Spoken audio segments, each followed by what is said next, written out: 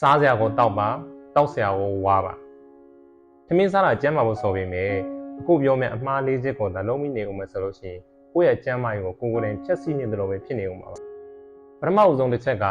အစားဆိုင်ဖုန်းကြည့်တာ TV ကြည့်တာမျိုးပါစိတ်ကအပြင်ကိုရောက်နေမယ်ဆိုလို့ရှိရင်ကျွန်တော်တို့အစာချေစနစ်ကအကောင်းကောင်းအလုံးမလုံးတော့ပါဘူးအစားအစာကိုအာရုံစိုက်ပြီးစားတာဟာကိုယ့်ရဲ့ကျန်းမာရေးအတွက်အခြေခံအကျဆုံးယောဂကျင့်စဉ်တစ်ခုဖြစ်ပါတယ်ဒုတိယတစ်ချက်က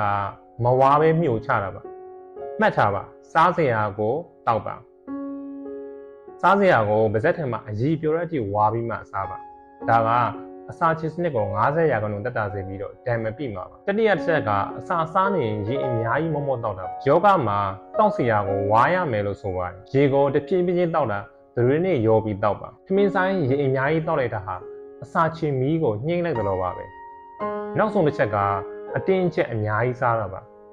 အမှန်တော့အစာချေစနစ်ရဲ့တဝက်ကိုအစာနဲ့ဖြည့်ပြီးတော့ကျန်တဲ့တဝက်ကိုလေနဲ့ရေနဲ့လည်းပတ်ဖို့ထားပါဒါကအစာချေစနစ်ကိုကောင်းကောင်းကြီးလည်းပတ်စေပါတယ်